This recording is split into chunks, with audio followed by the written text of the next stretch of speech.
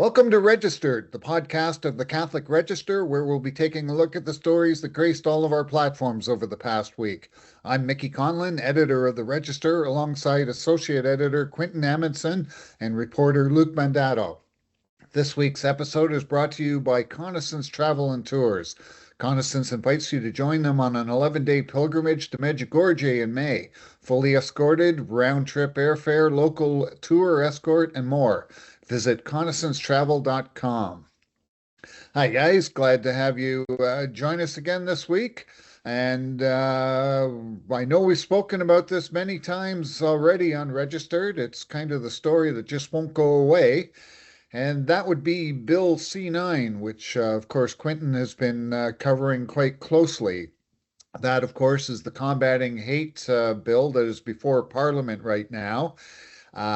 We've talked about it, as I say, in the past, and how it can be a threat to religious speech. So, Quinton, why don't you give us an update on the latest? Yeah, Mickey, it won't go away, but it is going to be paused for a couple of weeks because of, various reasons. People could, various groups could claim victory here. I mean, there are various civil liberty organizations and grassroots campaigns for, like the For My Canada team. They did a 12-day phone campaign where they were able to get in contact with hundreds of the MPs, sending so many phone messages to their, inbox. And there were also a lot of constitutional organizations doing letter writing campaigns, petition campaigns. So I think that they're very much cheering this result, that Bill C-9 has been punted behind the Bill C-14, the Bail Reform Act, as the chief focus of the Justice and Human Rights Committee. But you could also have the Liberals maybe claiming a little bit of victory here because, Stephen McKinnon, the House leader, said on day one, it's time for the Conservatives to put up or shut up on crime and focus on Bill C-14 and Bill C-16, the Protecting Victims Act, so they could say, well, they got the Conservatives to take crime seriously. But the Conservatives are also saying, well, for months we've been trying to get the Liberals to prioritize bail reform over this bill that is seen as a threat to religious liberty. And they obviously got what they wanted there. So everybody could kind of say that they look good here. But I think the main thing is everybody's agreed on a pause, but nobody has changed or softened their hearts on their various positions. So if and when this bill gets revisited, there's a better chance than not that it could still advance out of committee. Yeah, I know it is just a pause, and I believe, as you wrote, it could be as short a pause as 2 weeks before Parliament gets to it. I guess though we have to look. Is a campaign like the one For My Canada launched? Are they going to go on a crazy 2 week Uber campaign to try and get their message across that no, we basically we cannot be criminalizing the Bible, the Quran, and words in it. Any have you heard anything on that from the people you spoke with? I do. I definitely get a sense, from the people that I spoke to that they are remaining vigilant. I mean, they're not going to, keep their eye off the ball. And I know that a lot of the conservative members who are engaging with these groups are really telling them to be resolute. And I know that there are still plans for, Andrew Lawton and some of the main conservatives on the council to continue doing these religious town halls across the country. Because, That's there right. were a few of those that were happening. And Garnet Jenness, one of the Catholic MPs, was involved in that. Roman Baber and Larry Brock, I really do get a sense that they're going to continue to make this a focal point in the question period. So this is not really going to be going away. It will not become a silent issue. So when it comes back, there will still be a lot of pressure, behind the adoption against this bill. Yeah, I think it's a great thing too, Quentin, because whenever we see news of things being delayed or paused, it almost instantly kind of has people throw their hands up and go, okay, while it is a good thing, it's almost, they treat it as a time to sort of take it easy. When I think in reality, it's the opposite. It's the time to really take action, and it'll be interesting to see what they do in these next 2 weeks to sort of push it even further back if they can. Of course, we do talk about that it's, very much a liberal conservative thing here that we've spoken about, but we do have to remember it's the Bloc Québécois that said, all right, well, we'll pass it if you put this into the bill. And that, of course, is all right, no free ride on religious speech. If something in the Bible we don't agree with, you can't use that as a defense. Oh, for sure, Mickey. And it's notable that the one person that did not want to delay was the Bloc member of the committee, 410. He was very keen on just going full steam ahead and getting Bill C-9 remaining the core focus.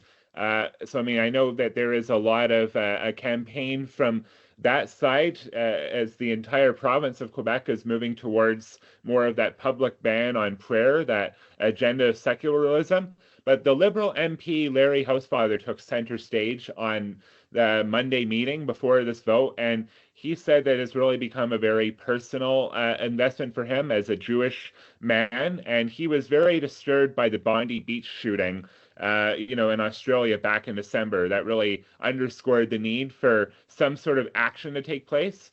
While the Conservative members do not believe that the Bill C-9 is the proper approach to stop anti-Semitism, everybody agreed that there needs to be urgent action need to be taken because of the rise in anti-Semitism around the world. So that was another area of agreement between the Liberals and the Conservatives and the Bloc on Monday. Which, of course, takes us to our the next topic we'd like to discuss here. We all know for forever there have been attacks on religion and religious speech, but of course, few such attacks on a faith group have come with the ferocity that led to the Holocaust, where 6 million of our Jewish brethren lost their lives at the hands of the Nazis in their brutality during World War II.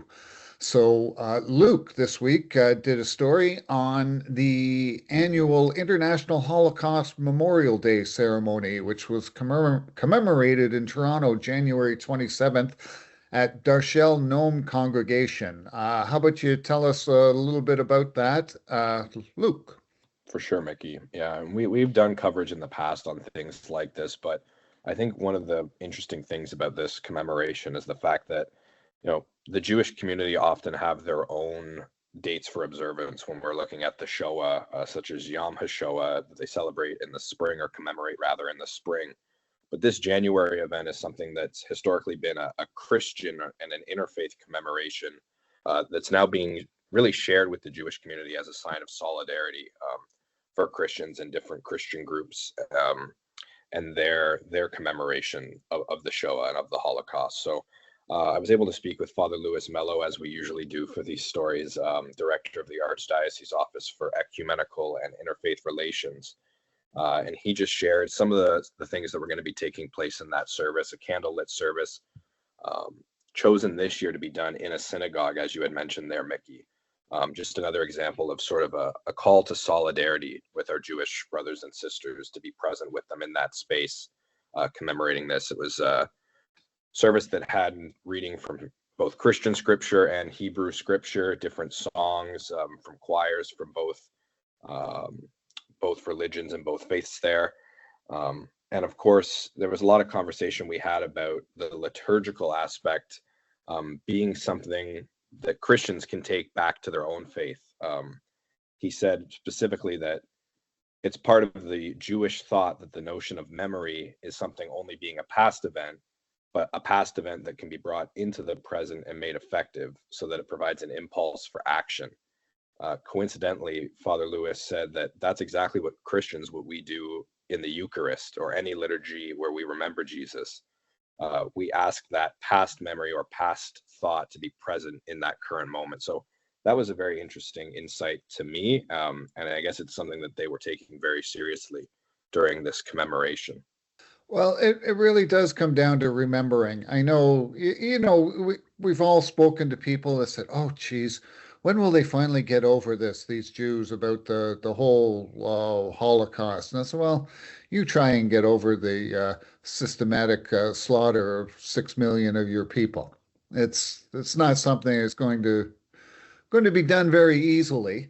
And frankly, I don't think it ever should. Like we have to remember. So, but we've seen on our streets, especially over the past 2.5 years or two and a bit, since the Hamas attacks on Israel, and of course, Quinton, you noted the Bondi Beach, the massacre there. So people either they haven't forgotten or they just don't care, or they have forgotten, I'm sorry, or they just don't care to remember. Well, at that Justice Committee meeting, Mickey, I mean, Roman Baber, the conservative, mentioned how, yeah, we've been saying never again for a while now, but yet we do see, a lot of disruption and a lot of unrest on the streets. So, I mean, that can't be one of those empty slogan, virtue signaling, performative activism campaigns that, like a lot of corporations or a lot of groups come out with. Like, there actually has to be weight and action put behind those words, whether it be, commitment to proper law enforcement or actual good spirit of dialogue and other concrete actions to stand in solidarity with the Jewish people. Yes, yes, definitely. So, well, that brings us to our next topic, and we've had some changes in the Canadian Church.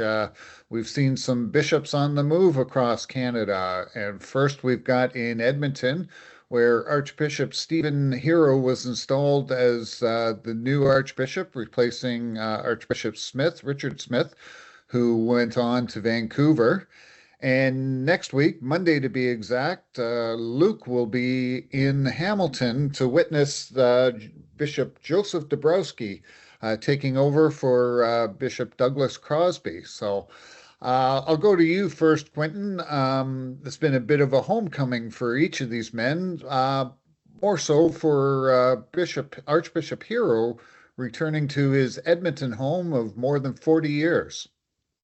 Absolutely, Mickey. Yeah, 40 years for sure for Hero. And he was talking about how it was amazing to be at the Basilica as a young man in his teenage years, going to Vespers and First Friday Adoration. And then he went there for his ordination to the priesthood on June 29th, 2000. Over a decade and a bit later, there for his father's funeral, Louis Stephen, and now on January 23rd, he became the spiritual shepherd of the diocese. And I think that's really wonderful that despite him coming in as a guy with that bench, deep of experience, he's still going to be approaching it like if he was a bishop coming to a whole new terrain. He's going to spend the first year really listening and learning. He's not going to be coming in there and being like, well, yeah, I know everything. I've been here for 4 decades. You're going to do what I want, and I'm going to do a big aggressive agenda here. That is just not in this guy's character. He is very complimentary of the great evangelization work under his predecessor, and he wants to really help to nurture and support the good work that's already there. And he already knows that, yeah, relationships are going to somewhat change with the priests and seminarians who he is friends with, because now he has the big job, but he's going to approach it with the same mentality and spirit of service. So I think people are really going to enjoy working with this guy who is really one of their own, an Edmontonian through and through. Yeah, well, 40 years experience there is going to certainly can't hurt his cause. So a bit of a homecoming for Bishop Dabrowski, even though he's a native of Poland. He was out in the Diocese of Charlottetown in PEI. He's coming back to Southern Ontario, to Hamilton, which is the neighboring diocese to where Bishop Dabrowski first ministered in Canada. in the London diocese. So, Luke, you had your conversation with Bishop Dabrowski, and of course, you will be going out to the installation. Yeah, very excited to see him through to the installation on Monday. I actually spoke with Bishop Dabrowski a handful of times when he was out on the East Coast in the Diocese of Charlottetown there. He's very excited to be back. He's calling this not necessarily, he described it not as a new mission, but almost a continuation of sort of his career and his vocation's work, having served in various capacities throughout Southern Ontario and within the Diocese of London in his life beforehand. But our conversation was great. He's excited. It was only June of 2023, I believe, that he was appointed to the Diocese of Charlottetown. So not a long stint on Canada's East Coast. And something he even joked with me is that, he was just sort of starting to find his footing out there before he spoke with the nuncio, who had said he's coming back to Hamilton. But of course, very grateful and honored to be taking care of such a great diocese here in Ontario. As you had mentioned, Mickey, he is going to be installed this Monday, taking over for Bishop Crosby, who had served that diocese for, I believe, 16 years, I think since 2010, if I'm not mistaken. I believe he's planning to retire as well once Dabrowski is installed. Well-earned retirement for Bishop Crosby, of course. He's been at the forefront of a lot of things with the Canadian bishops. Absolutely. Yeah. And one of the first things Dabrowski said to me is he said, as for Bishop Crosby, those are big shoes to fill for me at this time. And of course, noted some of the great work and the strong foundation that is already set out there in Hamilton. At the end of the call, I asked him, after you're installed, what's the plan? What's the mission going to look like for you? And he simply said, Luke, the calendar is full. He's got a mission set up in front of him, a strong foundation that was laid out before. So he said he's going to take the year just simply to get to know the community, get to know the people that he's been entrusted to, and after that, see where the needs are most recognized. But he's excited to take this new time just to invite the people of Diocese of Hamilton to walk alongside him, and we're very happy for him. Yeah, we're looking forward to what both men will bring to their new roles. Of course, they're two very important dioceses in Canada, and we've always kept an eye on them and look forward to us doing that in the future. So, which brings us to a tale of another two bishops, the pioneer and the dinosaur, as Quinton put it so elegantly in his story about two Canadian bishops and how they are handling the digital age. Tell the story about these two fellas. Yeah, thanks, Mickey. I will say that, Archbishop Albert LeGatt kindly self-volunteered the description of himself as a dinosaur when it comes to technology adoption. And I don't think that, of course, that Thomas Dowd and Sault Ste. Marie would ever call himself a pioneer, but it was well recognized many years ago that he was the first guy that had a blog as a Canadian priest. Like, he was always ahead of the curve, and now they just are very distinctive in the way that they're trying to use technology to engage with the faith. And you have to meet the people where they are. Increasingly, podcasting and YouTube videos and that type of presentation is appealing to them. So, I mean, of course, Dowd really jumps in. His mind is always fertile with projects. He's doing a new, whiteboard series about, what is God, who is God, and, just really educating people on that. And also doing a series at the same time about what is Catholic marriage for non-Catholics. And meanwhile, of course, LeGatt had to really be talked into doing this presentation by his communication staff. I asked him, do you engage in any of the online, activity? Do you listen to Robert Barron or anything? And he just flatly said no very quickly. Like, he just has no time or interest in that. And I mean, that's his power. But he's come around to being like, well, my parishioners really appreciate that I just get to talk with them every month, or sometimes, if there's really big periods in the church, especially in the aftermath of Kamloops 4 years ago, he did kind of a weekly presentation. But I mean, they're both seeing the value in connecting with people. They're getting tremendous feedback, and they know, as the world's going to become a little bit more AI driven, they need to contemplate even more how to do well in this online space. So whether you're an enthusiast or a skeptic, they both realize you can't afford to have your head in the sand here. Well, and the two of you would know that very well. You're both much younger than I am, children of the digital age. Um, and you've both done many a story about evangelizing in the digital world, and you know its importance. So why don't you tell us a little bit just how important you think it is?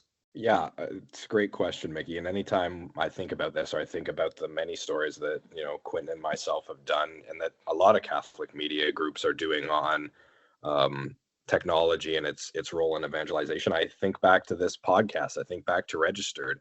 Here we are on a digital podcast, broadcasting to whoever wants to listen, right? This is something that can travel worldwide and almost instantaneously, right? So that's a tool we didn't have, say, 10, 20 years ago. You ask how important it is. I think it really is the most important when we look at today's world and the way information is used and the way information is shared almost instantaneously. So I would imagine Quinton has similar thoughts. There's definitely things you have to be aware of. There's a right way to do it. It's easy to get caught up and have that be our only tool of evangelization, which is something I don't agree with. There's something to be said for traditional methods, but when it's done correctly and when it's done, with the goal of spreading the faith properly in mind, I think it's just a fantastic tool, and I'm glad to see we're able to use it effectively here. Yeah, about the AI part of the equation, which is really going to be a big part of the future of the evangelization. Dowd was more talking about how we do have a very sophisticated magisterium. We need to just find a way to, transplant it on the internet as effectively as possible. Maybe that's magisterium AI, maybe it's something else. And I appreciated what Albert LeGatt said about we have to make sure that we remain committed to be a church of encounter, and we have to find ways to use the technology as an off-ramp to real-world traditional fellowship, what really Luke was getting at. And I'll just say, with the AI continuing to be a big thing, continue to view the Register, because we really want to be a publication that helps to frame the important debate and the discussions that the church is having about where we fit into this new uncertain frontier we are all entering in. So yeah, catholicregister.org, we're going to be right on top of this thing. Yeah. And it's a funny thing when we were discussing this in our editorial meeting when we talked about Bishop Dowd, and it's like oh, he was once known when he was in Montreal as the blogging priest. And then of course the jokes started flowing around, said in our meeting, what's a blog? So we've kind of come a long way in those years. So good to see. Well, I think that's going to wrap us up for this edition of Registered. I'd like to thank the two of you for joining me. I'd also like to thank everyone for tuning into this. We can't make this happen without you. So, and of course, we will give a shout out to our sponsor, Connaissance Travel and Tours. Connaissance invites you to join them on an 11-day pilgrimage to Medjugorje in May. Fully escorted, round-trip airfare, local tour escort, and more. Visit connaissancetravel.com. So, and for all the rest of your Catholic news, stay tuned and catch up on all of it at catholicregister.org. So again, thanks very much for joining us, and we hope to see you next week.